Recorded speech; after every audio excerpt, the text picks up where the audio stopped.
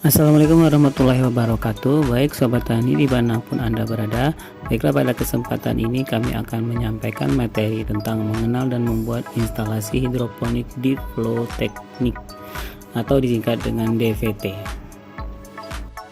Baik Sobat Tani, kita awali dengan pengertian hidroponik. Hidroponik adalah budidaya tanaman tanpa menggunakan tanah sebagai media tanam, melainkan larutan nutrisi yang disesuaikan dengan kebutuhan tanaman.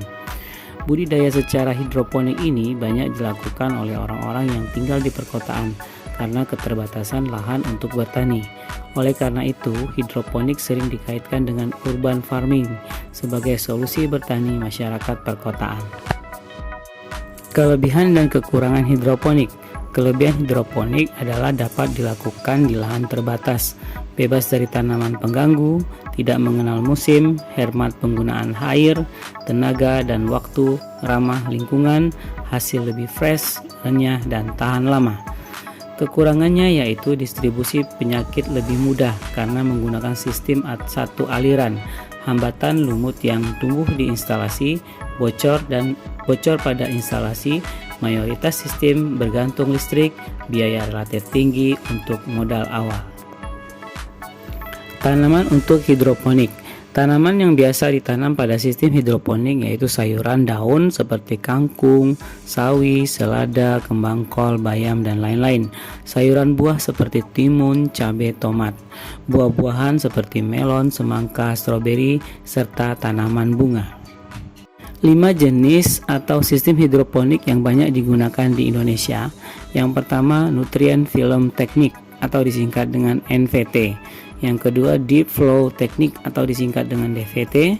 Yang ketiga, Deep Irrigation atau vertigasi. Yang keempat, rakit apung. Yang kelima, Wick System atau sistem sumbu. Nutrient Film Technique atau disingkat dengan NVT menggunakan instalasi berupa talang yang berbentuk kotak. Sirkulasi nutrisi menggunakan tangki nutrisi yang harus selalu terisi penuh. Selanjutnya akan ditarik oleh pompa untuk menuju talang.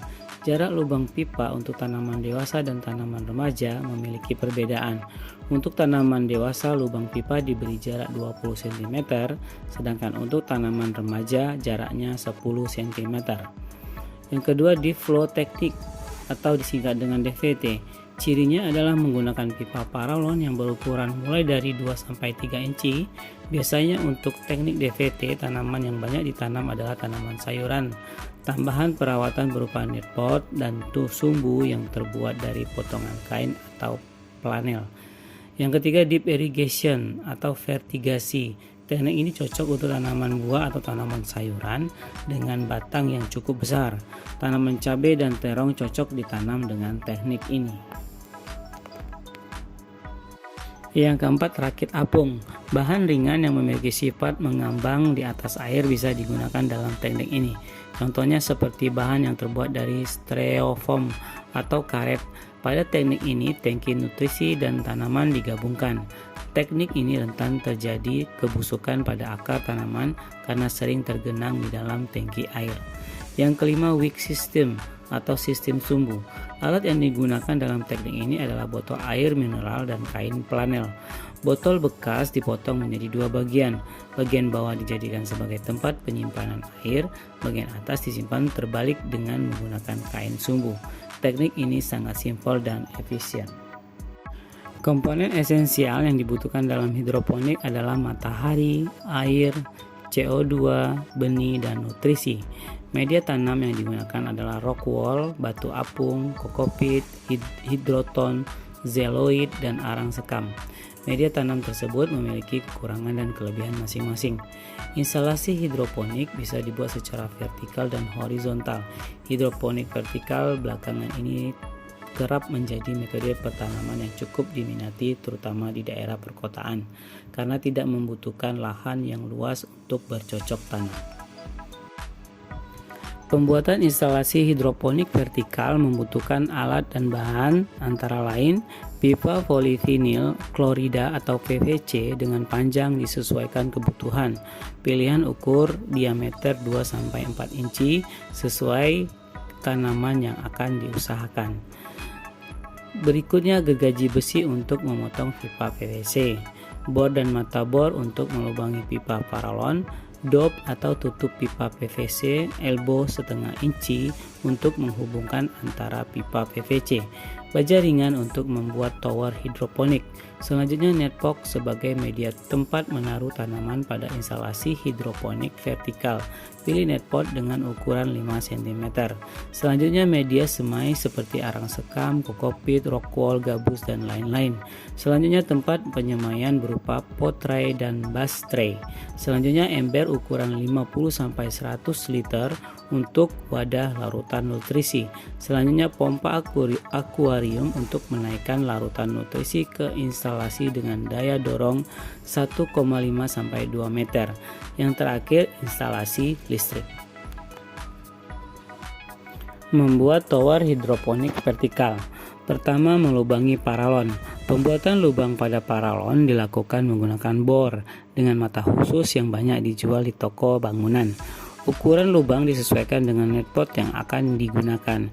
Di antaranya ukuran diameter 5 dan 7 cm. Pastikan untuk memberi jarak sekitar 20 cm pada setiap lubang. Hal tersebut bermaksud agar tanaman tidak saling berhimpitan dengan lainnya saat tumbuh besar. Setelah paralon selesai dilubangi, selanjutnya membuat lubang pada dop untuk tutup PVC. Ukuran lubang dibuat setengah inci.